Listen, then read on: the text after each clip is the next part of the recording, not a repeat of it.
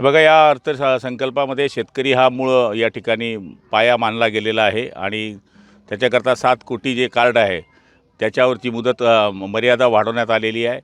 महिला सक्षमीकरणाकरता बऱ्याच योजना या ठिकाणी राबवल्या गेलेल्या आहे। सगळ्यात अभिमानाची बाब ही आहे की महाराष्ट्राकरता 1.5 लाख कोटी रुपयाची तरतूद आपल्या सरकारने, मोदी सरकारने या ठिकाणी केलेली आहे।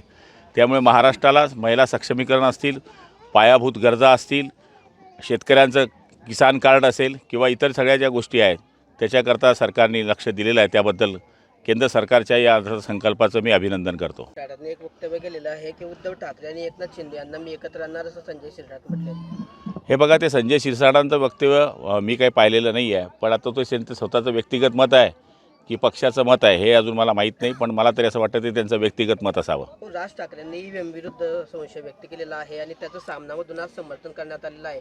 सामनामध्ये असं म्हटलंय की राज ठाकरेंनी देवेंद्र फडणवीसांचा राजीनामा मागायला हवा। हे बघा, ज्यावेळेस पराभव होतो त्यावेळेस ईव्हीएमवर खापळ फोडलं जातं। ज्यावेळेस लोकसभेमध्ये आमच्या जागा कमी आल्या त्यावेळेस ईव्हीएम चांगलं होतं, पण विधानसभेला आमच्या जागा महायुतीच्या चांगल्या आल्या तर मग त्याच्यामध्ये गडबड झाली होती। या ठिकाणी ग्राउंडवर काम करावं लागतं, ग्राउंडवर लोकांमध्ये जावं लागतं, शेतकऱ्यांशी बोलावं लागतं, लोकांची कामं करावी लागतात, तेव्हा लोक मतदान करतात।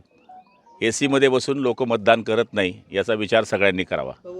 उद्धव ठाकरे आणि राज ठाकरे जर एकत्र आले तर ते खोटं नेरेटिव्ह पसरवतील असं आशिष शेलारांनी म्हटलंय। राज ठाकरे बंधूंवर टीका केली त्यांनी। मी काय माहीत नाही, ते आशिष शेलारांनी म्हटलं असेल तर मला माहीत नाही। पालकमंत्री पदाबद्दल तर टिळा सुटलेली नाही। आता मुख्यमंत्री एकनाथ शिंदेंना रायगडचं पालकमंत्रीपद दिलं जाणार आहे। मुख्यमंत्रीपद त्यांना तिथलं जे ठाण्याचं जे मुंबईचं जे पालकमंत्रीपद आहे त्यांना सोडावं लागणार आहे। कुठेतरी आपल्याला ऍडजस्टमेंट करावं ते लागतं। तिघं नेते बघतील तर माझी जबाबदारी ती नाही आहे। ते तिघं नेते त्या गोष्टीचा तोडगा काढतील। देश विदेशातील प्रत्येक घडामोडींचे लाईव्ह अपडेट मिळवण्यासाठी आता साम टीव्हीच्या सर्व सोशल मीडिया प्लॅटफॉर्मला लाईक, फॉलो आणि सबस्क्राईब करा। तसंच सर्व नोटिफिकेशनसाठी बेल आयकॉन प्रेस करायला विसरू नका।